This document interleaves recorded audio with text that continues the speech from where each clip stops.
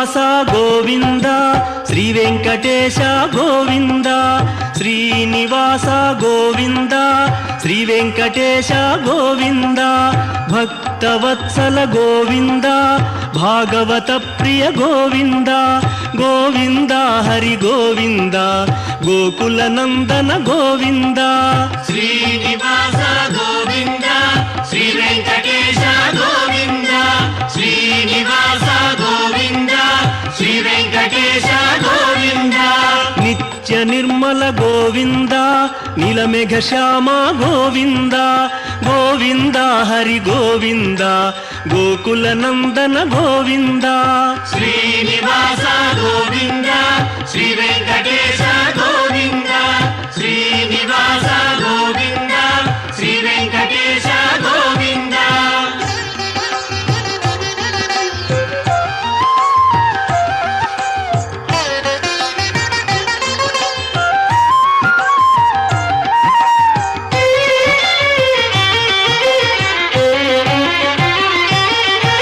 పురాణ పురుష గోవింద పుండరీకాక్ష గోవింద గోవింద హరి గోవింద గోకుల నందన గోవింద శ్రీనివాస గోవింద శ్రీ వెంకటేశ గోవింద శ్రీనివాస గోవింద శ్రీ వెంకటేశ గోవింద నందనందన గోవింద నవనీత చోర గోవింద గోవింద హరి గోవింద గోకుల నందన గోవింద శ్రీనివాస గోవింద శ్రీ వెంకటేశ గోవింద శ్రీనివాస గోవింద శ్రీ వెంకటేశ గోవింద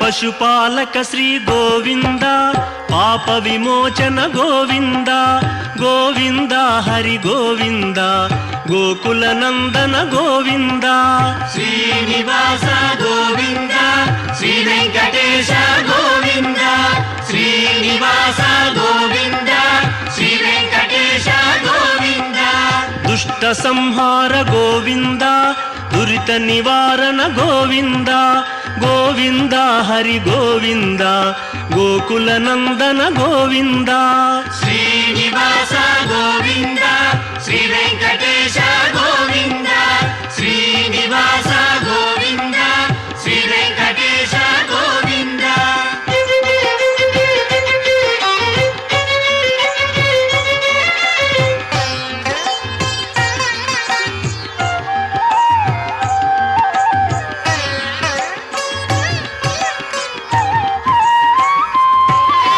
శిష్టపాలక గోవింద కష్ట నివారణ గోవింద.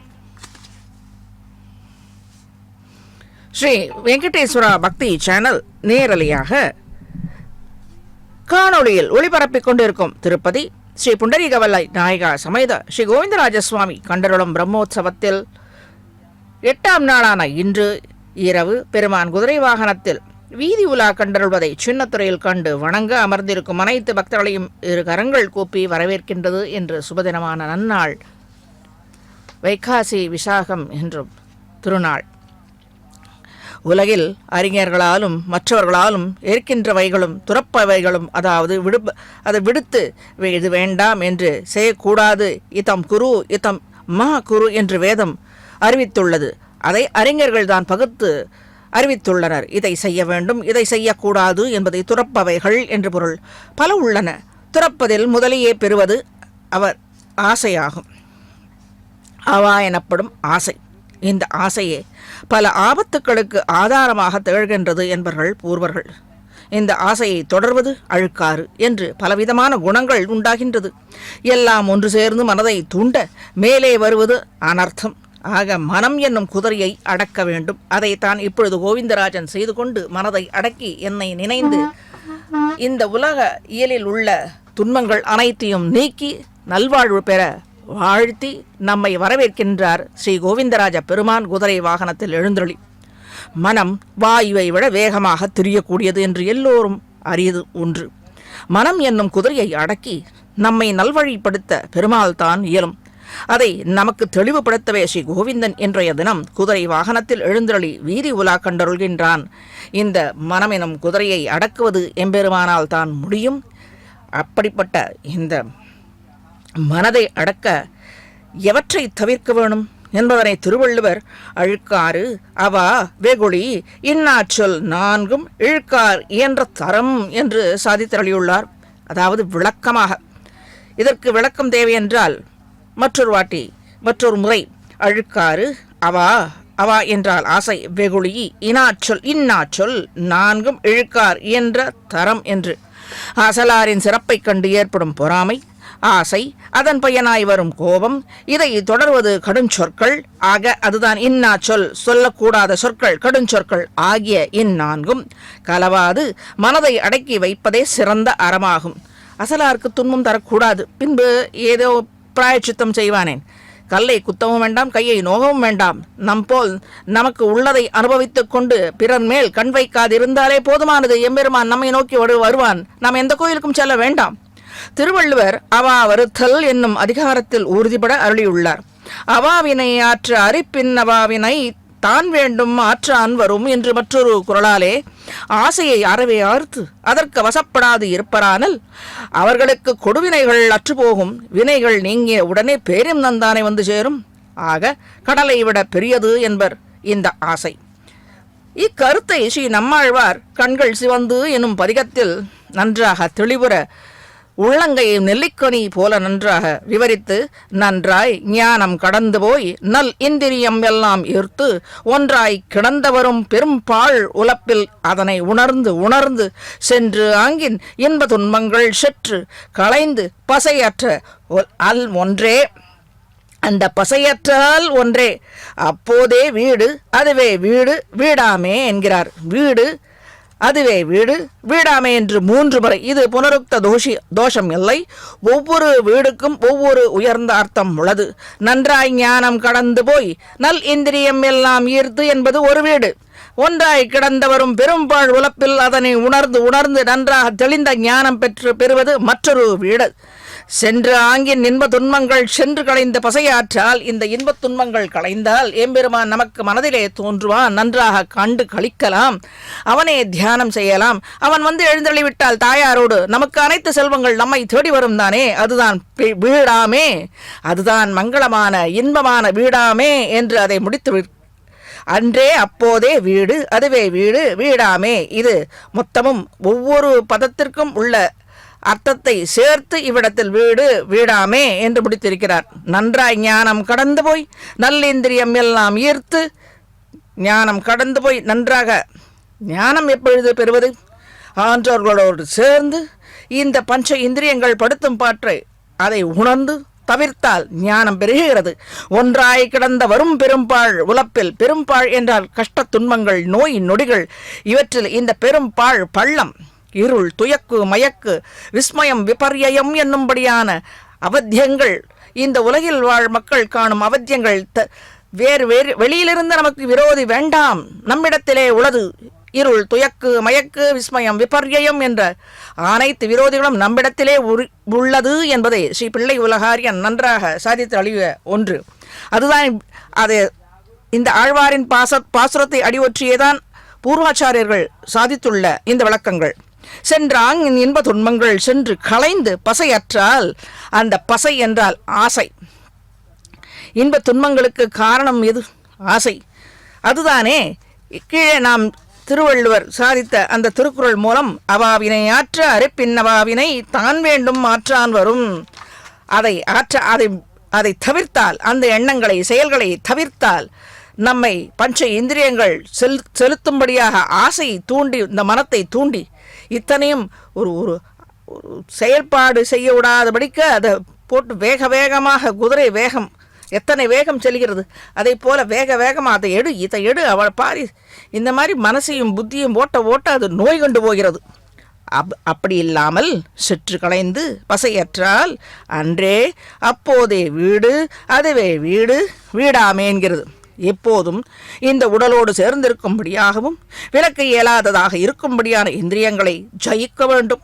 எப்போதும் ஆத்மாவுக்கு துன்பத்தை விளைவித்துக் கொண்டே இருக்கிறது இந்த பஞ்ச இந்திரியங்கள். பாப்ப குழியிலே தள்ளிவிடும். புனரபி ஜனனம் புனரபி மரணம் என்றபடியாக ஆதிசங்கரர் சாதித்தது போல திருப்பி திருப்பி இந்த பவக்குழியில் பிறந்து பிறந்து இறந்து பாப்ப குழியில் சென்று கொண்டிருக்கின்றோம். அதை தவிர்க்க வேண்டும். பஞ்ச இந்திரியங்களை வெல்ல வேண்டும். அதற்கு ஒரே வழி பகவத் சிந்தனையில், வேறு வழியே இல்லை. என்ற சுபாவத்தை உடைய குதிரையையும் அதை விரட்டும் இந்திரியங்களையும் ஒடுக்கி அடக்கி ஜெயிக்கவும் வேண்டும். பாம்புக்கு நல்ல பாம்பு என்று பெயருண்டு.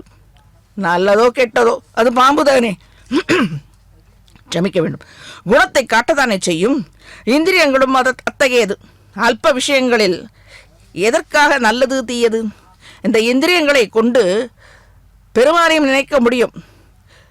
இந்த இந்திரியங்களை கொண்டு வேணாத விஷயங்களில் செலுத்த முடியும். ஆகவே அது நல்லது. அப்படி செலுத்துவதனால், நல்ல விஷயங்களில் செலுத்துவதால் அது நல்லது. தீய விஷயங்களில் செலுத்தி கொண்டு நாமே துன்பங்களை வரவழைத்துக் கொள்வது என்பது கெட்டது. அல்ப விஷயங்களில் ஆசை பற்றுகளை விலக்கினாலே போதுமானது. அதுவும் எந்த முகூர்த்தத்தில் போய் தொலைகின்றதோ அந்த விஷய அர்த்தங்கள், அல்ப விஷயங்களில் உள்ள ஆசைகள் அறுத்துகிறோமோ அப்போதே நம் உள்ளே இருக்கும் பரமனை நன்றாக உணர இயலும்.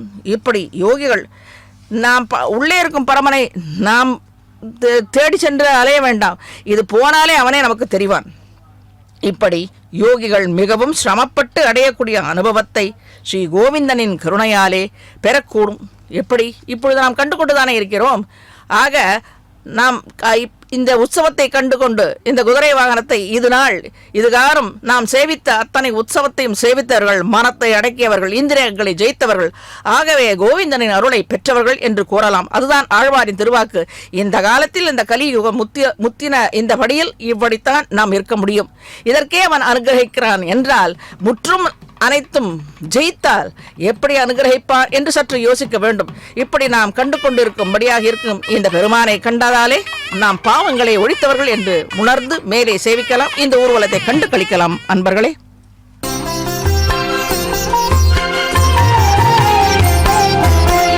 తిరుపతి పురములోన తిరముగాశయనించి కురిపించు వరములను గోవిందరాజా గోవిందరాజా. తిరుపతి పురములోన తిరముగాశయనించి కురిపించు వరములను గోవిందరాజా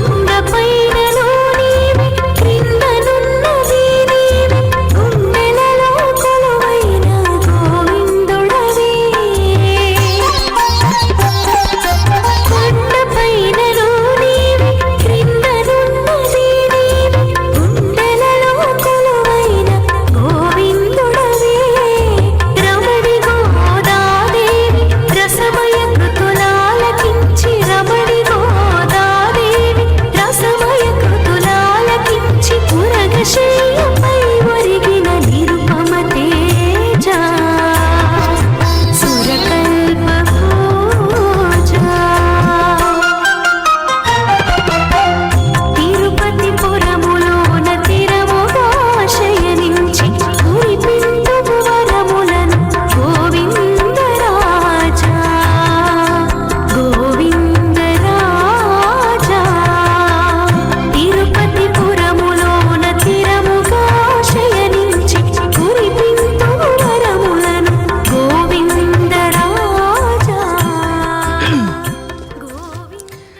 ஆக மனம் என்னும் குதிரையை அடக்கி வெளி விஷயங்களில் உள்ள ருச்சியையும் விலக்கி அதன்படி மனம் சொல்லபடி கேட்கக்கூடாது, நல்லவைகளை மட்டும் கேட்க வேண்டும். இப்படி இருப்பதால் தானே பெருமான் தன்னை முழுமையாக காட்டிக் கொடுக்கின்றான். உகந்த அப்படிப்பட்ட அன்பர்களின் மேல் உகந்த அவன் நம்மையும் காணச் செய்கின்றான். அவன் அனுகிரகத்தால் தானே நாம் சேவிக்க இயல்கிறது. கண்கள் இயங்க வேண்டும், செவி கேட்க வேண்டும், இத்தனை நாடி நரம்புகள் இயங்கினால் தானே நம்மால் இவனை சேவிக்க முடியும். பரமச்சேதனனான கோவிந்தனை அவன் திருநாமத்தை சொல்ல சொல்ல தடங்கல்கள் நீங்கும், சத்தியமாக நடக்கும். ஆனால் சற்று காலம் கடக்கும், நிரந்தரமாக இருக்கும்.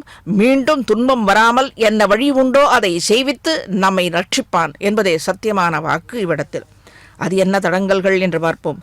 பிரதிபந்தங்கள் என்பர்கள் ஆன்றோர்கள் வேணாத விஷயங்களில் சம்பந்தமும் அவற்றில் உள்ள ருச்சியையும் போக்கிக் கொள்ள வேண்டும் என்பதே ஆழ்வாரின் உபதேச கருத்தாக அமைந்த இந்த பாசுரம். இந்த கருத்தை சுவாமி ஸ்ரீ தேசிகன் நவமணி மாலை என்னும் தமிழ் செய்யுளில் நன்றாக ஆழ்வாரின் அடிவற்றியே அந்த உள்கருத்தை கொண்டே இந்த தமிழ் செய்யுளை சாதித்தருளியுள்ளது. மிக ஏற்றமிக்கது. இதில் உள்ள பொருள்கள் ஆழ்ந்த பொருள்கள் உண்டு. ஆனால் மேலோட்டமாகத்தான் அடியேன் சாதித்துள்ளது. சற்று சேவிப்போம். பொருத்தம் பொருந்தலும் போகின்றவற்றுடன் பொய்மதி மேல் விருத்தம் கலித்துறையுமேவும் அழல் மதம் வேறு இனி என் திருத்தம் மனதினில் சேரா எமை தெய்வநாயக நின் வருத்தம் பெறாருளால் மன்னன் அடைக்கலம் கொண்டருளே. இந்த மண் அடைக்கலம் கொண்டருளே. எப்படி அடைக்கலம் கொள்வது?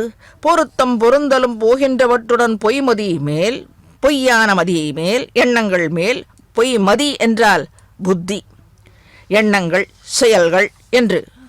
விருத்தம் கரித்துறையுமேவும் அழல் மதம் வேறு இனியன் திருத்தம் மனதினில் சேராயமை தெய்வநாயக நின் வருத்தம் பெறா அருளால் மன்ன அடைக்கலம். மன்ன பெறா அருளால் மன்ன என்றால் அதாவது பொருந்தி இருக்க, சேர்ந்திருக்க அவனுடைய தெய்வநாயகா என்ற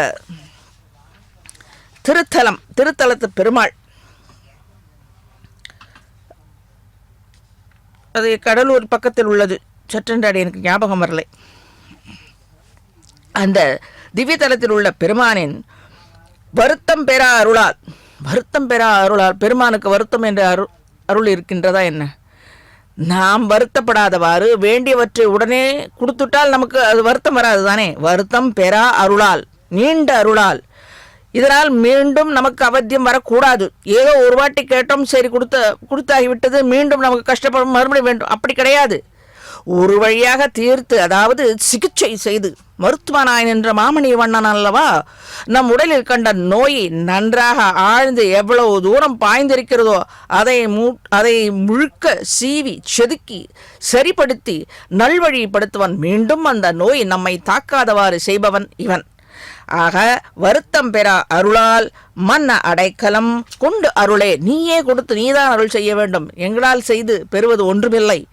சங்காத்து சஞ்சாயத்தே காமக காமாத்து குரோதக அபிஜாயத்தே குரோதாத்து பவதி சம்மோக என்னும் நியாயப்படி இந்த இது ஒரு ஸ்லோகம். ஒரு விஷயத்தில் ஆசை ஏற்பட்டால் அதை அனுபவித்தே தீர வேண்டும் என்று ஒரு வெறி வரும், பேராசை உண்டாகும். அப்படியும் அந்த பொருள் கிடைக்காது போனால் தொடர்வது நமக்கு கோபம்.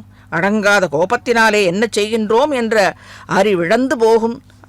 ஆகவே தான் இது மதிமேல் விருத்தம் என்று பொய் மதி மேல். இப்படி நன்றான மதி இல்லாதனாலே தானே அது பொய் மதி, அறிவிழந்து போகும், விவேகமற்று போகும். ஆகவே சுவாமி ஸ்ரீ தேசிகன் பொய்மதி என்றே நம்மாழ்வாரின் அடியொற்றியே சாதித்தருளியுள்ளார். அது என்ன ஸ்ரீ நம்மாழ்வார் சாதித்தது?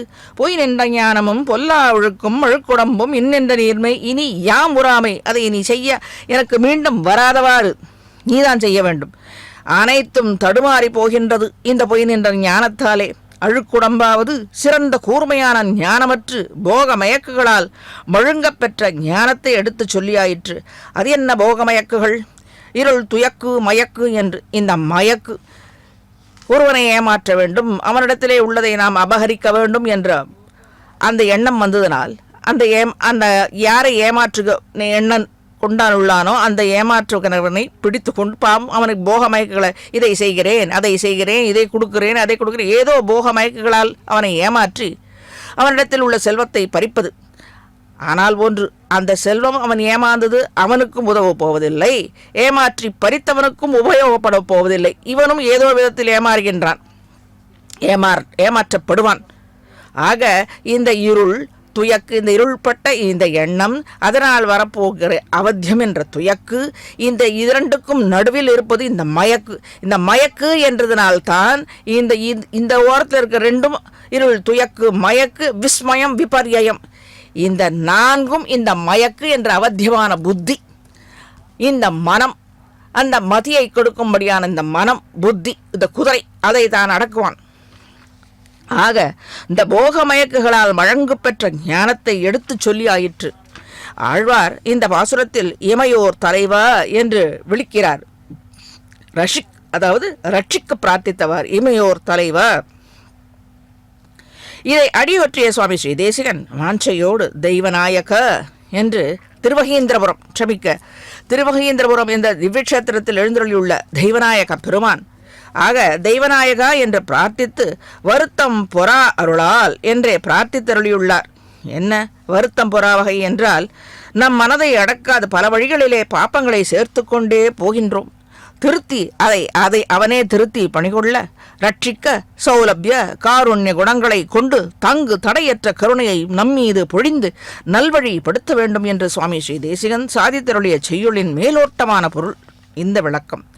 ஸ்ரீ தொண்டரடி புடியாழ்வாரும் மனதை அடக்கிய ஆளும் வழியையும் அடக்கினால் ஏற்படும் பலன்களையும் தெரிவித்து திருமாலை என்னும் பாசுர தொகுப்பில் முதல் பாசுரத்தாலேயே அழுத்தம் திருத்தமாக பொருள் விளங்க சாதித்தருளியுள்ளார். காவலில் புலனை வைத்து கலிதன்னை கடக்க பாய்ந்து நாவலிட்டு ஒழி தருகின்றோம் நமன் தமறு தலைகள் மீதே உலகு உண்டு உமிழ்ந்த முதல்வ நின் நாமம் கற்ற ஆவலிப்பு உடமை கண்டாய் அரங்கமான அருளானே என்று ஸ்ரீரங்க பெருமானான ஸ்ரீரங்கஸ்ரீ பெருமானை குறித்து சாதித்தருளிய இந்த 48 பாசுரம். இதில் முன்னம் முதல் தொடக்கும் பொழுதே அவன் நாமத்தை சொல்வதாலே இந்த முதல் பாசுரத்தின் விளக்கம்தான் மற்ற பாசுரங்கள் என்பவர்கள் பூர்வர்கள்.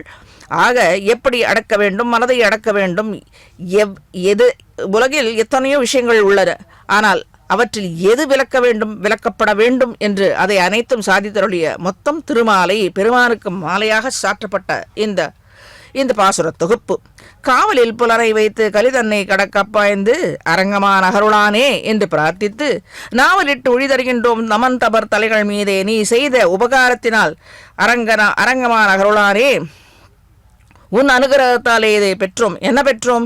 உலகு உண்டு உமிழ்ந்த முதல்வ நின் நாமம் கற்ற உன் நாமத்தை சொல்வதாலே மற்ற புலன்களை அந்த நாமத்தை சொல்லும் அந்த எண்ணத்தாலே காவலில் புலன்களை வைத்து அதன் பொருட்டாக நாங்கள் என்ன செய்தோம்? இந்த பாப்பக்குழி என்னும் கலிதன்னை கடக்க பாய்ந்து உன் அருளாலே உன் நாமத்தை சொல்லுதலாலே இந்த புலன்களை உன் திருவடி என்னும் உன் திருநாமங்கள் என்னும் அந்த காவலில் எங்களின் புலன்களை வைத்ததாலே அனைத்தும் கடக்க பாய்ந்து நாவலிட்டு ஒழி தருகின்றோம். பாய்ந்து எப்படி பாய்வது என்பதென்றால், இந்த அவத்தியங்களாலே நாம் பெறும் துன்பங்கள், கஷ்டங்கள், நோய்கள், இதை அழிப்பது அந்த யமனும் அவனுடைய அந்த கையாட்களும் தான். அப்படிப்பட்டவர்களை நாங்கள் ஜெயித்து விட்டோம். பாய்ந்து நாவலிட்டு ஒழி தருகின்றோம் நமன் தமர் தலைகள் மீதே பாய்ந்து நாங்கள் ஜெயித்து விட்டோம். உன் அருளாலே உன் திருநாமத்தை சொல்வதாலே எங்களின் புலன்களை உன் திருவடியிலே சமர்ப்பித்து உன்னே நினைத்து கொண்டிருப்பதாலே வேற ஒன்றும் வேண்டாம். ஏதோ யோகம் செய்வது, காட்டுக்கு போவது, ஒற்றை காலில் நிற்பது, நெருப்பில் நிற்பது, அதெல்லாம் ஒன்றும் கிடையாது. ஒன்று திருநாமத்தை சொல்வதாலேயே காவலில் எங்களின் புலன்களை உன் திருவடி இதனில் வைத்து அதன் பொருட்டே உன்னருளால் எங்களை தாக்கப் போகும் கலிதன்னை கஷ்டங்களை, நோய்களை, கலிதங்களை கடக்க பாய்ந்து நாவலிட்டு. அதாவது அந்த காலத்தில் ஒரு அரசர் மற்றொரு அரசருடன் போரிட்டால் ஜெயித்து ஒரு அரசர் ஜெயித்து விட்டார் என்றால் நாவலோ நாவல் என்று அவர்களுக்கு உரிய கொடியையும் அவர்களுக்கு உள்ள அந்த தேசத்து மாலையை அணிந்து கொண்டு நாவலோ நாவல் நாவலோ நாவல் என்று நன்றாக கோஷமிட்டு அனைத்து வீரர்களும் அரசர்களும் திரிவார்களாம். அந்த அப்படி ஜெயித்து விட்டோம் என்று நாங்கள் யமனுடைய தலைமையிலே நாங்கள் கூத்தாடுவோம். அப்படிப்பட்ட உன்னுடைய அந்த திருநாமமானது எத்தனை உதவிகரமாக எங்களுக்கு இருக்கிறது. எப்படிப்பட்டவன் திருநாமத்தை சொல்ல வேண்டும் என்னும் சொல்லிவிட்டார். மூ உலகு உண்டு உமிழ்ந்த முதல்வ நின் நாமம் கற்ற அவலிப்பூடமையை கண்டாய் மேலே. எப்படிப்பட்டவன் இந்த மூ உலகு உண்டு உமிழ்ந்த முதல்வன் யார்? அரங்கமாநகருளானே என்று அனைத்தையும் இந்த ஒரு பாசுரத்தாலே சாதித்தருளியுள்ளது. ஆக இந்த முதல் பாசுரத்தின் விளக்கம்தான் மற்ற 47 பாசுரங்களும் என்று பூர்வர்களின் கருத்து. அரங்கநகர அப்பன் ஸ்ரீ ரங்கநாதனை குறித்து சாதித்தருளிய பாசுரம் இது. காவலில் இல்லாதபடிக்கு இந்திரியங்களை அலைய திரிய வைத்து கட்டு திரிந்து அலைகின்றது. விலங்குகளைப் போல அல்ப விஷய அனுபவத்திலேயே வாழ்நாளை போக்கிக் கொண்டும் உண்டியே உடுக்கையே என்று தெரிந்து கொண்டும் இருப்பவர்களை விஷ்ணு தர்மத்தில் சாடுகிறது. மேலே இந்த ஊர்வலத்தை சற்று சேவித்து மேலே இந்த ஸ்லோகத்தின் பொருளை பார்ப்போம், அனுபவிப்போம் பக்தர்களே.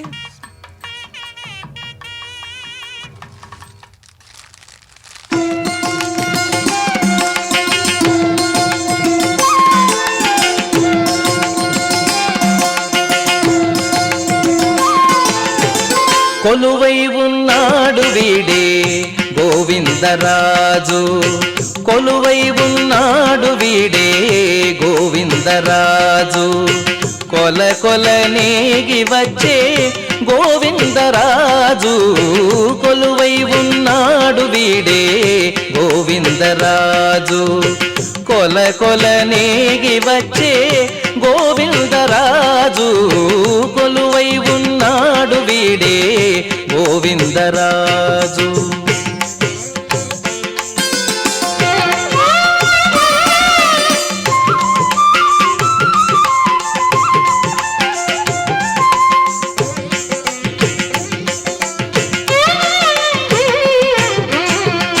గొడుగుల నీడల గోవిందరాజు, గుడిగున్న పడగేల గోవిందరాజు, గొడుగుల నీడల గోవిందరాజు, గుడిగున్న పడగేల గోవిందరాజు, కుడి ఎడమ కాంతల గోవిందరాజు, కుడి ఎడమ కాంతల గోవిందరాజు, కొడిసాగే పౌజుల గోవిందరాజు, కొడిసాగే పౌజుల గోవిందరాజు, కొలువై ఉన్నాడు వీడే గోవిందరాజు, కొల కొల నేగి వచ్చే గోవిందరాజు, కొలువై ఉన్నాడు వీడే గోవిందరాజు.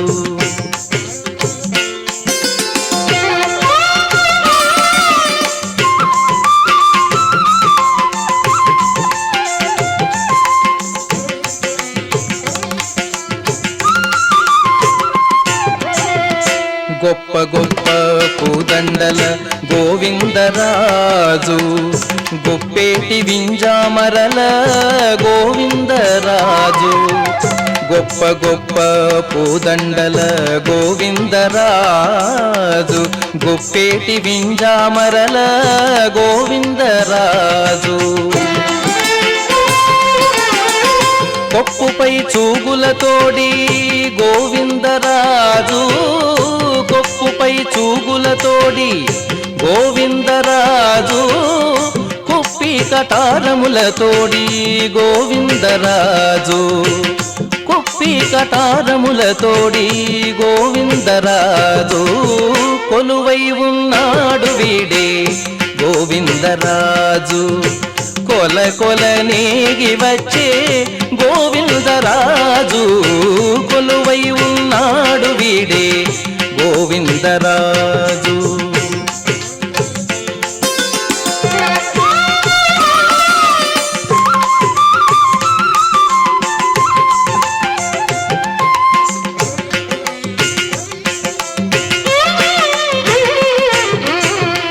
గొరబు సింగారాల గోవిందరాజు కురులు దూవించుకొని గోవిందరాజు గొరబు సింగారాల గోవిందరాజు కురులు దూవించుకొని గోవిందరాజు తిరుపతిలోనను తిరమై శ్రీ వెంకటాద్రి తిరుపతిలోనను తిరమై శ్రీ వెంకటాద్రి కురిసి వరములెల్ల గోవిందరాజు కురిసి వరములెల్ల గోవిందరాజు కొలువై ఉన్నాడు వీడే గోవిందరాజు కొల కొల నీగి వచ్చే గోవిందరాజు కొలువై ఉన్నాడు వీడే గోవిందరాజు కొల కొల నీగి వచ్చే గోవిందరాజు కొలువై ఉన్నాడు వీడే గోవిందరాజు కొలువై ஆக இந்த புலனை வைத்துக்கொண்டு தாண்டினோம் என்று ராகா உதய கதம் ஜேத்தும் சக்கியா என்று கூறியுள்ளது. எப்படி உண்டியே உடுக்கையே என்று தெரிந்து கொண்டும் இருப்பவர்களை விஷ்ணு தர்மத்தில் துற்றுகிறது. எப்படி ராகா உதய கதம் ஜேத்தும் சக்கியாக என்று மேலே தொடர்கிறது ஸ்லோகம். இப்படி தூற்றுகிறது. இப்படி கர்ம ஒரு கர்ம செய்ய வேண்டிய கர்மாக்களை விடுத்து அந்த மனதையும் உடலையும் வருத்தி கொண்டு காம குரோதாதிகளை அதில் திரிந்து அலைந்து கொண்டு அதை இருக்கும் இந்த உலக வாழ்க்கை இயல்பை விட்டு ஜெயித்து எவ்வாறு நாம் மீள்வது? இந்திரியங்களை வெற்றி கொள்ளாமல் இருப்பவர்களுக்கு பகவத் கிருப்பை எவ்வாறு கிட்டும்? கிடைக்க வழித்தான் என்ன? எப்படி அவர்கள் இந்த சேற்றிலிருந்து வெளியே எடுப்பது? வழியை சொல்லுகிறார் ஆழ்வார். மனத்திற்கும் புத்திக்கும் அல்பமான விஷயங்களிலேயே மண்டி கிடந்த இந்திரியங்களை அந்த சேற்றிலேயே நாம் அந்த அந்த நினைக்கும் பொழுது அது இன்பமாக இருக்கும். ஆனால் அது சேறு ஒரு ஒரு அப்படியே இழுத்துக்கொண்டு போகும். குவிக் சாண்ட் என்று சொல்வோம் ஆங்கிலத்தில். அதை போல படுகுழி, அது இழுத்துக்கொண்டே போகும். அது மீள்வது கஷ்டம். அது உணர்ந்து உடனே மீள வேண்டும். அல்ப விஷயங்களிலே மண்டி கிடந்த இந்திரியங்களை புத்தி என்னும் குதிரையை அடக்கி பகவத் விஷயத்திலேயே வைக்க வேண்டும். அது எப்பொழுதும் செய்து கொண்டிருக்க முடியுமா? வேற எதுவும் செய்ய அப்படி அல்ல. அதிலேயே இருக்க வேண்டும். வேறு நம்முடைய கர்மாக்களை செய்யக்கூடாது, அப்படியே சோம்பி திரிய வேண்டும் என்று சொல்வதற்கு அல்ல. செய்ய வேண்டும். நம் கர்மாக்களை செய்ய வேண்டும், உண்மையாக செய்ய வேண்டும். பிறருக்கு அசலாருக்கு கஷ்டம் இல்லாமல் செய்ய வேண்டும். துன்பங்களை அளிக்க கூடாது. நல்ல மனதோடு செய்ய வேண்டும். அந்த நல்ல மனது எப்படி வரும்? எதை கொண்டு? ஏதாவது ஒரு ஃபினாயில் போட்டாலும் அப்படி இல்லை. அது அலம்புவது தெய்வநாமத்தை. அவரவர்கள் மதத்திற்குரிய தெய்வங்களை ஆச்சாரியர்களை நினைத்து கொண்டாலே அதுதான் கழுவுவது. மனதை ஒருமுகப்படுத்துவது. இவனைத்தான் நினைக்க வேண்டும். அவரவர்கள் மதத்து போதனை படி அதுதான் சனாதன தர்மம். அவரவர் மதத்திற்கு உரிய தர்மங்கள் உள்ளது. பூர்வ ஆச்சாரியர்கள், அவர் தாய் தகப்பன்கள் அவர்கள் வகுத்து வைத்தது. அதை மீறக்கூடாது. அவரவர் மதத்திற்கு உரிய சனாதன தர்மத்தை பின்பற்றி கொண்டு மனதை அடக்கி அதுதான் கழுவுவது. வேற என்ன செய்ய வேண்டும்? நம் வீடு வாசல்களை ஃபினாயில் போட்டு அதுவல்ல. அது நாம் கண்ணாக பார்ப்பது. இது உள்ளத்தை அலம்புவது, அந்த சுத்தப்படுத்துவது என்று கண்ணால் பார்ப்பது அல்ல. செய்யினால் செய்வது, மனதால் செய்வது. ரத்தம் சுத்தப்படும். ரத்தம் சுத்தியானால் எதற்காக நோய் நம்மை தாக்கப் போகிறது? ஆக பகவத் விஷய இப்பொழுது இங்கு சொல்வது, இப்பொழுது இந்த பிரம்மோற்சவத்தில் இந்த உபதேசம். அவரவர் மதத்திற்குரிய தெய்வத்தை எண்ண வேண்டும். அவரவர் மதத்திற்கு உரிய ஆச்சாரியர்கள் என்ன சொன்னார்கள் அதை பின்பற்ற வேண்டும். எந்த ஆச்சாரியனும் அவர்கள் அந்த சிஷ்யர்கள் இந்த மதத்தை பின்பற்றுவர்கள் கெடணும் என்று உபதேசித்திருக்க மாட்டார்கள். எந்த ஆச்சாரியர்களும். அதுதான் அவர்கள் ஆச்சாரியர்கள், உபதேச கர்த்தாக்கள், பூர்வர்கள்.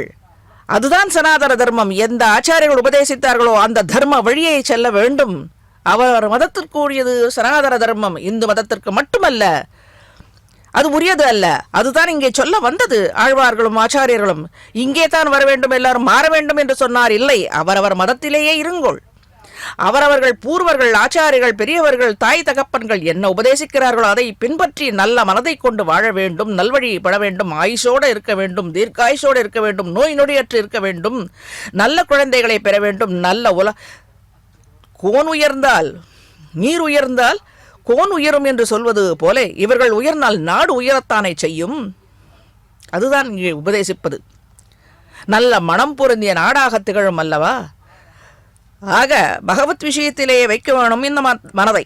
சற்றேனும் முயற்சிக்கவான வேணும். முயற்சியுடையார் இகழ்ச்சி அடையார் அல்லதா? ஆகவே அந்த முயற்சியை நாம் பின்பற்ற வேண்டும். நிச்சயம் வெற்றி பெறுவர். வெற்றி பெற்று கொண்டிருக்கிறோம். அதனால்தான் இந்த நேரத்தில் வேறு விதத்தில் புத்தியை செலுத்தாமல் இந்த கோவிந்தராஜனின் குதிரை வாகனத்தை நன்றாக சேவித்துக் கொண்டிருக்கிறோம். ஆகவே தான் பெருமான் இந்த மனதை அடக்கும்படியான இந்த குதிரை வாகனத்திலே தானே அவதாரம் செய்தான். இல்லை, ஞானானந்தமயனாக ஹைக்ரீவ அவதாரமாக செய்தான். அது மற்றொரு முறையை சொல்லுவோம், மேலே சேவிப்போம். தகாத விஷயங்களில் செல்ல ஒண்ணாத அந்த மனத்தை தன்னிடத்தை இழுத்துக்கொள்ள வல்ல இந்த பெருமானை வீரன், சாமர்த்தியன் ஸ்ரீ கோவிந்தன். ஆக அவனுக்கு ரொம்ப இந்த பக்தர்களை கண்டால் ரொம்ப பிடிக்கும். எந்த பக்தர்களையும் பிடிக்கும். குழந்தைகளை கண்டால் பிடிக்கும். இந்த ஜாதி இந்த மதம் என்று இல்லை, அவனுக்கு எல்லாரும் சமன். அவன் நினைத்தாலே போதும். நினைத்த மாத்திரத்திலே வந்து தோன்றுவான் அவன். அவரவர்கள் தெய்வ உருவில் கூட வருவான். இதில் எந்தவித மாற்றமும் இல்லை, பொய்யும் இல்லை. இது சத்தியம், சத்தியமான வாக்கு அது. ஆக அந்த சாமர்த்தியம் உடையவன் அவன். ஆக கலி என்னும் பாப்ப கூட்டங்களை, அல்ப விஷயங்களை, அல்ப அனுபவங்களை விடுத்து மனம் திருந்தி அது அந்த கடந்த உடனே, அந்த எண்ண அலைகள் கடந்த உடனே நம் வினைகள் அழிந்து விடுகிறோம். அந்த வினைகள் அழிந்தால்தான் பகவானை நம்மால் நினைக்க தோன்றும். இந்த பாப்ப கூட்டங்களின் பலத்தை அனுபவிக்கச் செய்யும். யமனுடைய தலை மீதும் அவனது அடியார்களின் தலை மீதும் கால்களை பதித்து சஞ்சரிக்கலாமாம் தைரியமாக. அதாவது யமனின் பிடியினின்று தப்பிக்கலாம். எப்படி யமன் வருவான்? பாப்பக்கூட்டங்கள் நிறைந்திருந்தால் இவனை தேட வேண்டும், நோய் கொடுக்க வேண்டும், மனதை அழுக்கப்படுத்த வேண்டும் என்று அவனுடைய பிடியிலிருந்து ஜெயித்தோம். எப்படி? உன்னை நினைத்ததாலே. உன்னை நினைக்கும்படியாக அந்த மனதை கழுவி நீ எழுந்தருளுவதாக நான் நினைத்துக்கொண்டு நீ வர வேண்டும் என்று உன் நாமத்தையும் அரை கூவலாக கூவிக்கொண்டே இருக்கின்றேன். எப்பொழுது அதற்கு சமயம் கிடைக்கின்றதோ உன்னை நினைத்துக் கொண்டிருக்கின்றேன். நீ எழுந்தருளிய உடனே என்னுடைய கலி, நோய்கள், துன்பங்கள், இன்ப துன்பளி என்கிறார் அனைத்தும் நீங்கிவிட்டது. நாவல் என்று வெற்றிகளில் களிப்போடே யமனின் தலை மீதே நடமாடலாமாம் தைரியமாக. ஆண்டவ பெருமானின் துணையோடே அவன் இருக்கும் பொழுது என்ன யமன் நம்மை வந்து தாக்க முயலும்? அது எந்த மதத்திற்கும் உரியதுதான். அவரவர் ஆச்சாரியர்கள், அவரவர் தெய்வ கூட்டங்கள் நமக்கு துணையாக இருக்கும் பொழுது எந்த யமனும் நம்மை அணுக மாட்டான். தஸ்ய யஜ்ஞவராஹஸ்ய விஷ்ணோஹோ அமித தேஜசக பிரணாமம் ஏ அபி குர்வந்தி தேஷாமமி நமோ நமஹ என்று விஷ்ணு தர்மத்தில் ஒரு ஸ்லோகம். விஷ்ணு தர்மத்தில் உள்ள இந்த ஸ்லோகத்தில் உள்ளது, யஜ்ஞவராகரும் மிக்க தேஜசை உடையவருமான அந்த விஷ்ணு கோவிந்தனுக்கு எவர்கள் மனதை ஒன்றி நமஸ்காரம் செய்கின்றார்களோ அவர்களை யமன் நமஸ்கரித்து அவர்களுக்கு துன்பமும் தராமல் அகன்று விடுவானாம். இது விஷ்ணுவின் ஆணை யமனுக்கு அளித்தது. அதுவே யமனும் விஷ்ணுவிடத்தை சேவித்து தான் அவர்களை தாக்க மாட்டேன் என்று பிரதிஜை செய்தானாம். மேலே இந்த ஊர்வலத்தை சற்று சேவிப்போம் ஆச்சாரியர்களின் துணையோடு.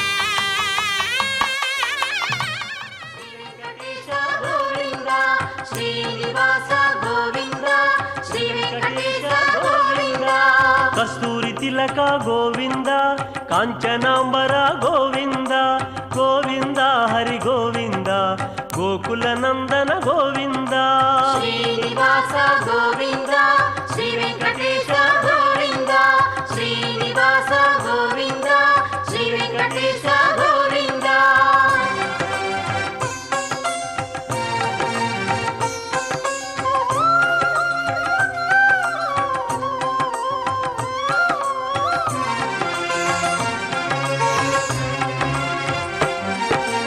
ಗರುಡ ವಾಹನ ಗೋವಿಂದ ಗಜರಾಜ ರಕ್ಷಕ ಗೋವಿಂದ ಗೋವಿಂದ ಹರಿ ಗೋವಿಂದ ಗೋಕುಲ ನಂದನ ಗೋವಿಂದ ಶ್ರೀನಿವಾಸ ಗೋವಿಂದ ಶ್ರೀ ವೆಂಕಟೇಶ ಗೋವಿಂದ ಶ್ರೀನಿವಾಸ ಗೋವಿಂದ ಶ್ರೀ ವೆಂಕಟೇಶ ಗೋವಿಂದ ವಾನರ ಸೇವಿತ ಗೋವಿಂದ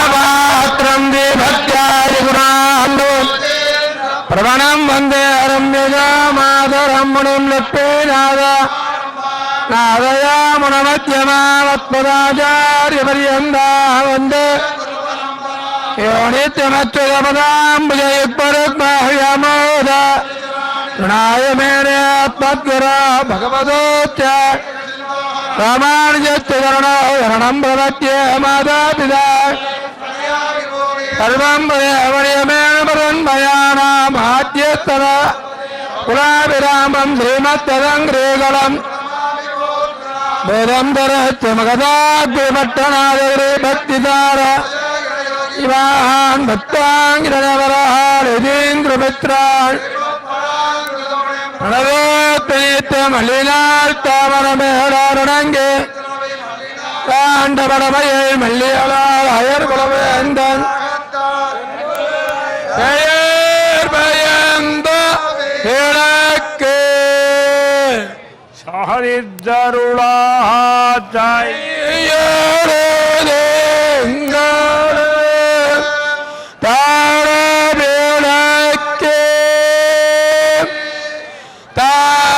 மாண்ட மேட்டு மாது பொன்னாள் ஐயன மாறல் கொண்டு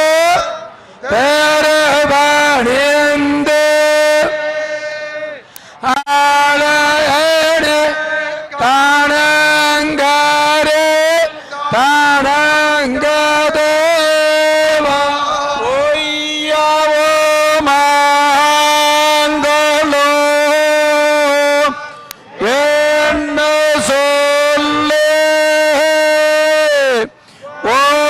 ஒன்னாயம் ஓம்பேயாயம் தொழுதே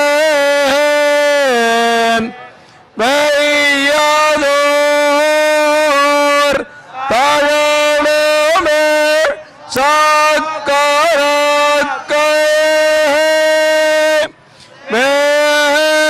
வேங்கடவர் கண்ணை வேதற்கு ஐயோரெங்களே தாழவிளக்கே தான் மண்டல வேட்டு மாது பொன்னாள் ஐயரு மாணர் கொண்டு தெருவணிந்து ஆளேடு தானங்கரே தானங்கதேவோ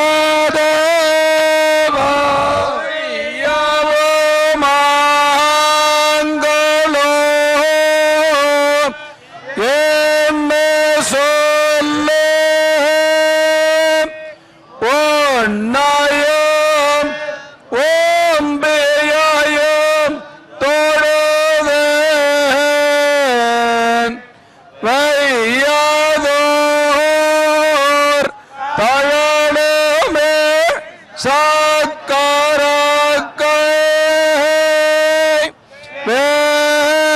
வேங்கடவர் கண்ணை வேதை கேத்தையே மணல் கொண்டு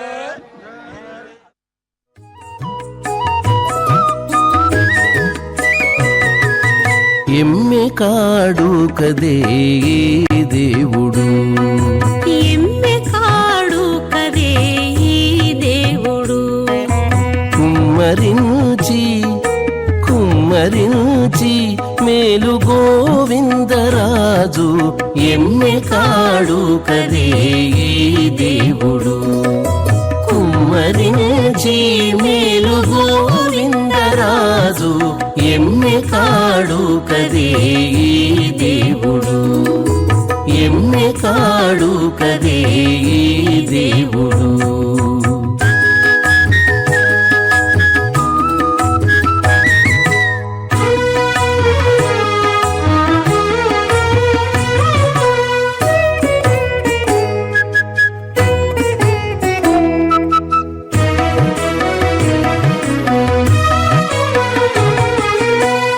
గొల్లెతలిందరు కొలువు సేయగా అల్లదే సరసమాడుచును గొల్లెతలిందరు కొలువు సేయగా అల్లదే సరసమాడుచును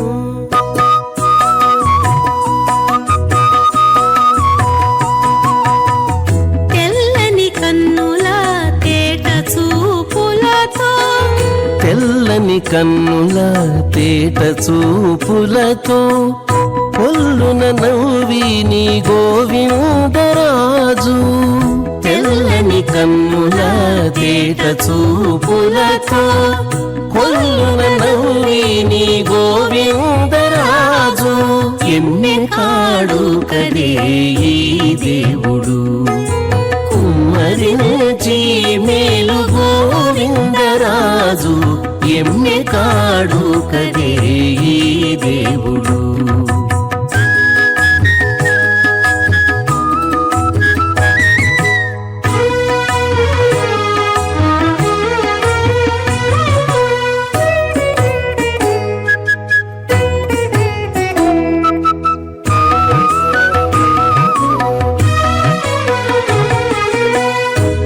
పడతులిద్దరూ పాదాలొత్తగా అడవి వారల కుచములంటుచును పడతులిద్దరూ పాదాలొత్తగా అడరి వారల కుచములంటుచును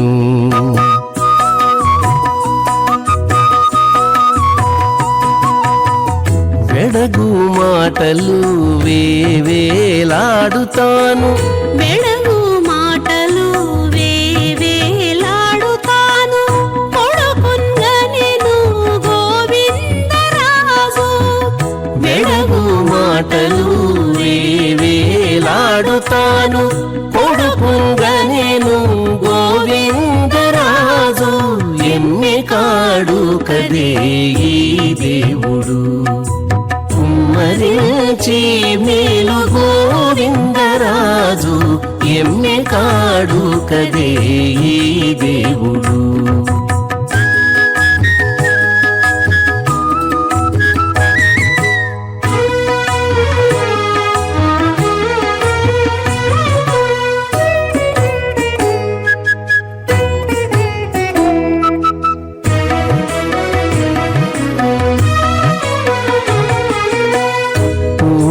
పువ్వారు వద్దనే ఉండగా జాడువలపులు చల్లుచును ఊడిగ పువ్వారు వద్దనే ఉండగా జాడువలపులు చల్లుచును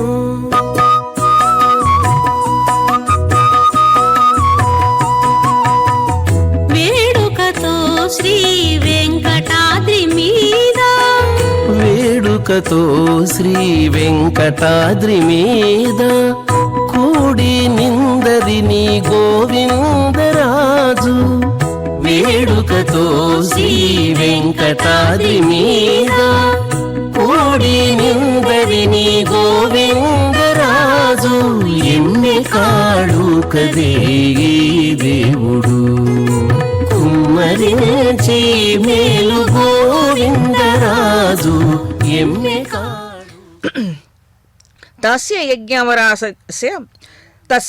యజ్ఞవరాహస్య విష్ణోः அமிததேஜசः பிரணாமம் ஏ அபி குர்வந்தி தேஷாமபி நமோ நமः என்று விஷ்ணு தர்மத்தில் உள்ள சுலோகத்தை சற்று முன் சேவித்தோம். யஜ்ஞவராகரும் மிக்க தேஜஸை உடைய அந்த விஷ்ணு கோவிந்தனுக்கு எவர்கள் மனதை ஒன்றி நமஸ்காரம் செய்கின்றார்களோ அவர்களை எவன் நமஸ்கரித்து அகன்று விடுவானாம். இவன் பெருமானுக்கு சத்தியம் செய்து கொடுத்திருக்கிறான். பெருமானுடைய ஆணையம் அதுதான். தன்னை நினைப்பவர்கள், மனதார நினைப்பவர்கள், வேண்டுவர்களை யாரையும் தாக்கக்கூடாது, நெருங்கக்கூடாது என்று யமதர்மனே கூறியதாக உள்ள ஸ்லோகம் இது. மேலே வேத கோஷத்தை சற்று அனுபவிப்போம்.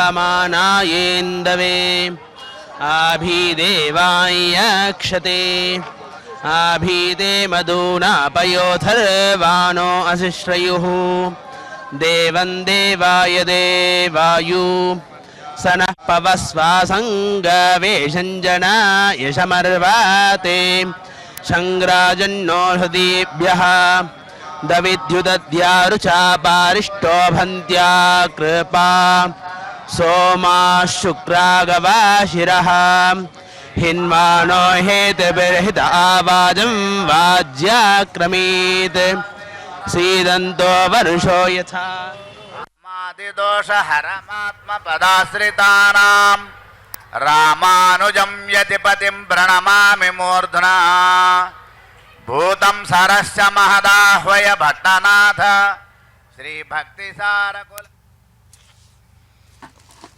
சற்று முன் விஷ்ணு தர்மோதரத்தில் உள்ள ஸ்லோகத்தை சேவித்தோம். யமதர்மராஜன் விஷ்ணு பக்தர்களிடம் நெருங்க மாட்டேன் என்ற பிரதிஞை செய்ததும் சேவித்தோம். அத்துணை ஏற்றமிக்க பலனளிக்கும் திருநாமம் பெருமானுடையது. ஆகையிலே அந்த திருநாம பிரபாவத்தை வெளியிடும் வண்ணமாக அடுத்த பாசுரமே ஸ்ரீ தொண்டரடி பொடியாழ்வார் பச்சை மாமலை போல் மேனி பவளவாய் கமலச் செங்கண் அச்சுதா அமரேரே ஆயர்த்தம் கொழுந்தே என்னும் இச்சுவை தவிர யான் போய் இந்திரலோகம் மாடும் அச்சுவை பெரினும் வேண்டேன் அரங்கமான அகருளானே என்று சாதித்தருளியுள்ள ஒரு ஏற்றமான பாசுரம். இதில் அச்சுதா அமரர் ஏரே பச்சை மாமலை போல் மேனி என்று வர்ணிப்போம் அவனுடைய திருநாமங்கள். இதில் இச்சுவை ஆயர்த்தம் கொழுந்தே என்கிறார், அச்சுதா அமரர் ஏரே என்கிறார்.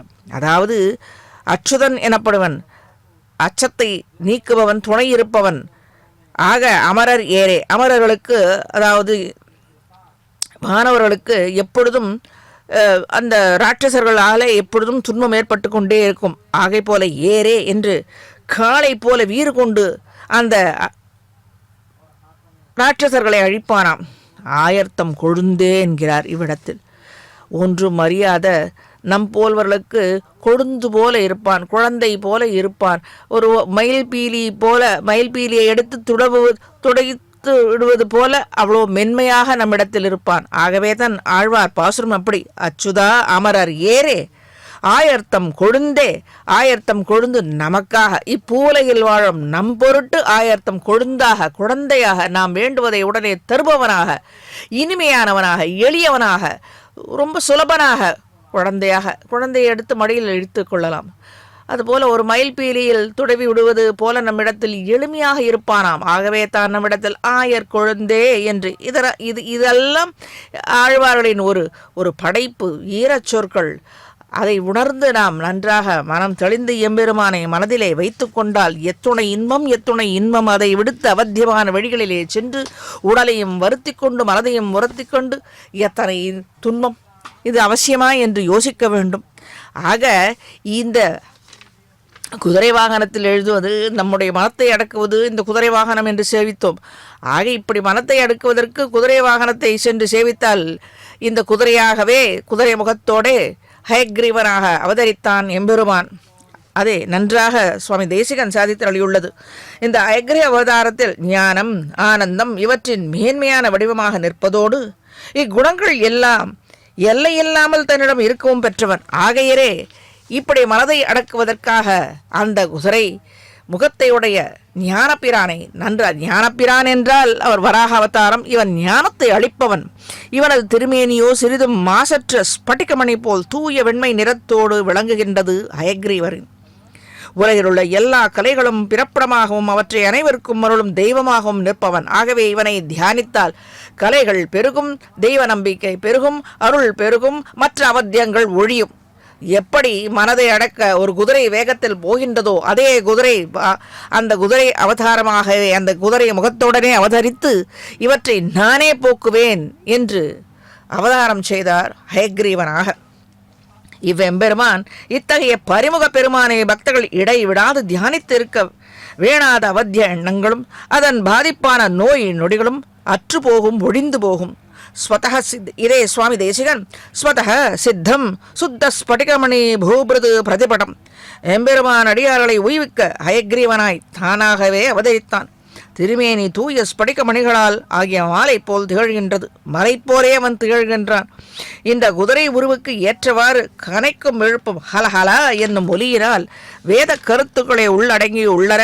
அதை செவிப்படுப்போர்க்கு அனைத்து துன்ப அமளிகள் எல்லாம் ஒழிந்து விடுகின்றன. அடியார்களுக்கு வரும் எல்லா தீங்குகளையும் ஒழிக்கின்றான் அந்த ஒலிகளாலே. அடியவர்களுக்கு மையனான இவன் இந்த பெருமானை துதிப்பதால் கல்வி கற்க உள்ள தடைகளை போக்கி அறிவுச் சுடரை பெற வல்லமை, அதாவது அனுகிரகிக்க வல்லமை உடையவன் இவன். ஆக இவனை சேவித்தால், அயக்ரீவனை சேவித்தால் இந்த அவத்தியங்கள் பஞ்ச இந்திரியங்களை அடக்கக்கூடிய அந்த பெருமை வல்லமை பெற்று திகழ்வார்கள். அது சிறு பிராயத்திலிருந்தே குழந்தை பொழுது அந்த பிராயத்தில் பொழுதே அபியாசம் செய்தால் அயக்ரீவனை சேவித்தால் எல்லா நன்மைகளும் பெருகும். விசுத்த விஞ்ஞான கரஸ்வரூபம் என்று ஹயக்ரீவருடைய பூர்ணமான ஞான வடிவமாக உள்ளது என்பர். சுவாமி தேசிகன் சாதித்தருளியுள்ள ஸ்லோகம் இது. உயர்ந்த ஸ்லோகம் இது. இவர் கருணை கடலாக இருப்பதால் பக்தர்களை நல்வழியில் கொண்டு செல்கின்றான். அவர்களுக்கு அடைக்கலமாகவும் இருக்கின்றான் இந்த எம்பெருமான். மனோகதம் பஷ்யதீய சதாத்வாம் என்று எப்பொழுதும் மனதாலே நினைக்க வேண்டும். ராஜஹம்சமானது மானசம் என்னும் பொய்கையிலே உறைந்து நிற்கும். நீரா அந்த ராஜஹம்சம் போன்றவராய் ஞானிகளான பெரியோர்களின் உள்ளமாகிய பொய்களில் எப்பொழுதும் உறைந்து நின்று கொண்டிருக்கிறான் இந்த ஹயக்ரீவன்.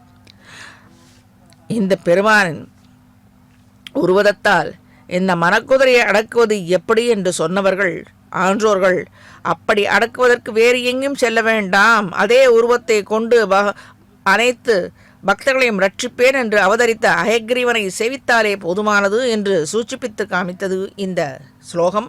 சுவாமி தேசிகன் சாதித்தருளியுள்ளது.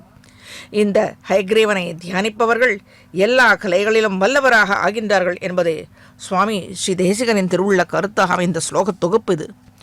சுவாமின் பிரதீஷா ஹிருதயோ தன்யாக என்று ஹயக்ரீவரை தியானிக்கும் புண்ணிய அந்த புண்ணியம் செய்தால்தான் இவனை தியானிக்க முடியும், சேவிக்கவும் இயலும். மனம் வெளி விஷயங்களில் செல்லாதோ உள்நோக்கி பெருமானின் திருமேனியை தியானித்து கொண்டிருப்பார்கள். அப்போது அவர்களின் உள்ள அடங்காத மகிழ்ச்சிக்கு போக்குவீடாக ஆனந்த கண்ணீர் வெள்ளமாக பெருகின்றதாம். வியாக்யா முத்ராம் கார சரசு ஜெய்ஹி புஸ்தகம் சங்கச்சக்கரே பிப்ரத் பிப்ரன் பிப்ரத் பின்ன ஸ்பட்டிக ருச்சிரே புண்டரீகே நிஷண்ண அம்லானஸ்ரீ அமிர்த விபிதைஹி அம்சிபிஹி பிளாவயன்மாம் ஆவிர் பூயாத்து அனகமகிமா மானசே வாக்கதீஷக என்றார். இதில் பார்க்க வேண்டிய விஷயம் பிப்ரத் பின்ன ஸ்பட்டிக ருச்சிரே புண்டரீகே நிஷண்ணக என்கிறது. சுவாமி ஸ்ரீ தேசிகன் ஸ்ரீ ஹயக்ரீவரின் மந்திர அர்த்தத்தை உள்ளடக்கிய தியான ஸ்லோகம் இது. அதுதான் வியாக்கியா முத்ராம் கார சாரசிஜைஹி புஸ்தகம் சங்கச்சக்கரே பிப்ரத் பின்ன ஸ்பட்டிக ருச்சிரே புண்டரீகே நிஷண்ணக. 4 திருக்கரங்களை கொண்ட பெருமான் ஸ்ரீ ஹயக்ரீவன் 2 பின் திருக்கரங்களால் திருவாழியையும் திருச்சங்கையும் 2 ஏந்தி கொண்டு முன்கு திருக்கரங்களால் ஞானமுத்திரையையும் புத்தகத்தையும் ஏந்தி நின்று கொண்டிருக்கின்றான். அழகிய வெண்தாமரை பூவில் எழுந்தருளியுள்ளான் இந்த பெருமான். கல்விக்கு செல்வத்திற்கும் இத்தகைய ஸ்ரீ ஹயக்ரீவ பெருமான் செல்வத்திற்கு ஏன் லக்ஷ்மி ஹயக்ரீவன் அமுதம் போல் வெண்மையாய் குளிர்ந்துள்ள தன் ஒளிகளை வீசி பக்தர்களை என்றும் குளிரச் செய்து கொண்டிருக்கின்றான். பக்தர்களின் நினைவிலும் மனதிலும் என்றும் குடியிருந்து அவர்களின் குடி விளங்கச் செய்கின்றான். எப்படி குடி விளங்க செய்ய முடியும்? மனதில் உள்ள அவத்திய எண்ணங்களை இவனே நீக்குகின்றான். அதை சூச்சிப்பித்து காண்பிப்பதற்காகத்தான் இப்பொழுது கோவிந்தன் இந்த குதிரை வாகனத்தில் வீதி உலா கண்டருள்கிறான் போலும். எத்துணை கருணை உள்ளம் சுவாமி தேசிகனுக்கு தனக்கு கிடைத்த பேற்றை எல்லோரும் வருங்காலத்தவரும் பெற்று உய்ய வேணும் என்று இந்த உயர்ந்த ஹயக்ரீவ ஸ்லோகத்தை அருளி செய்தது அனுகிரகித்துள்ளார். அந்த சிறந்த ஞானம் பெற்றவர்களின் குணம் இது. ஸ்ரீ லக்ஷ்மி ஹயக்ரீவனின் கருணையும் சுவாமி தேசிகன் மூலமாக அவருடைய கருணையும் அனைத்து பக்தர்களுக்கும் வர வேண்டும். ஸ்ரீ ஹயக்ரீவரின் பெருமை என்னவென்றால் ஞானப்பிரானான ஸ்ரீ லக்ஷ்மி வராகரின் பெருமை குணங்களை நாம் திருமலையில் அனுபவித்துக் கொண்டிருக்கின்றோம். இதை அனைத்து பக்தர்களும் உணர்ந்ததே. இந்த வராக க்ஷேத்திரத்தில் குடிக்கொண்டிருப்பவன் தானே நம் தலைவன் ஸ்ரீ கோபாலன் கோவிந்தன். இவனின் ஞான சக்திகளுக்கும் கருணைக்கும் தயை என்ற கல்யாண குணங்களுக்கும் குறைவான இவன் குறையொன்றுமில்லாத கோவிந்தன் அல்லவா? பகவானுக்கு எத்தனையோ திருநாமங்கள் இருக்க பக்தர்கள் எந்த திவ்யதலங்களுக்கு சென்றாலும் கோவிந்த நாம கோஷம்தானே. இந்த நாமத்திற்கு உள்ள அதுதானே ஒலிக்கின்றது கோஷம். அதற்கே அவன் மனம் இறங்கி விடுவான். அதற்கே பல பலன்களை அளிப்பான். சத்தியமாக அளிப்பான். எந்த கவலையும் வேண்டாம். நிச்சயமாக அனுகிரகிப்பான். அந்த கோவிந்த நாமத்தை சொன்னாலே போதுமானது. உள்ள முகந்து போவான். கன்று கட்டி கட்டினால் உடனே பாலை சுரக்கும் தாயைப் போல அன்பை சுரப்பான், தயையை சுரப்பான், கருணையை சுரப்பான். எந்த விதத்தில் எந்த மனதால் நினைக்கின்றோமோ அந்த விடத்திலே அந்த க்ஷணத்திலே வருவான். சற்று நேரம் பிடிக்கும். எத்தனையோ பேர்கள் இருக்கிறோம் அல்லவா? ஒவ்வொருவராக அனுகிரகித்து விட்டு வருவான். நிச்சயமாக வருவான். வந்து அனுகிரகிப்பான். கைவிட மாட்டான். ஆக இந்த நாமத்திற்குள்ள பெருமையை மகிமையை சற்று பார்ப்போம். கோ என்னும் சப்தத்துக்கு விது என்னும் தாத்துவும் சேர்ந்து இந்த பலம் ஏற்பட்டது. கோ விது கோ சப்தத்திற்கு 10 அர்த்தங்கள் உள்ளது சாதித்தறியுள்ளார்கள். எவ்வளவு பார்க்க முடியுமோ அவற்றை சேவிப்போம். நன்றாக பலரை 1, 2 சேவித்தால் கூட போதும். அதற்குள்ள பலன்களை மற்றவை சேவிக்கவில்லையே கேட்கவில்லையே என்று நினைக்க வேண்டாம். 1, 2 கேட்டாலே போருமானது. நிறைந்த பலன்களை கொடுப்பான். அள்ளி அள்ளி கொடுப்பான். கொடை வள்ளல் கொடையின் கீழே ஹயக்ரீவன் இப்படி எம்பெருமான் குதிரை வாகனத்திலே கொடை வள்ளலான கருணை வள்ளலான பெருமான் எழுந்தள்ளி கொண்டிருக்கின்றான். ஸ்வர்க்கம் என்றால் மோட்சம். இப்போது விது தாத்துவை நீ என்னும்படியான எழுத்தையும் சேர்த்து அர்த்தம் கூற வேண்டும். காமிந்த ஈதி கோவிந்தக விந்திய தீதி கோவிந்தக என்று மோட்சானந்தத்தை விரும்புபவர்களுக்கு அளிப்பான் என்கிறது.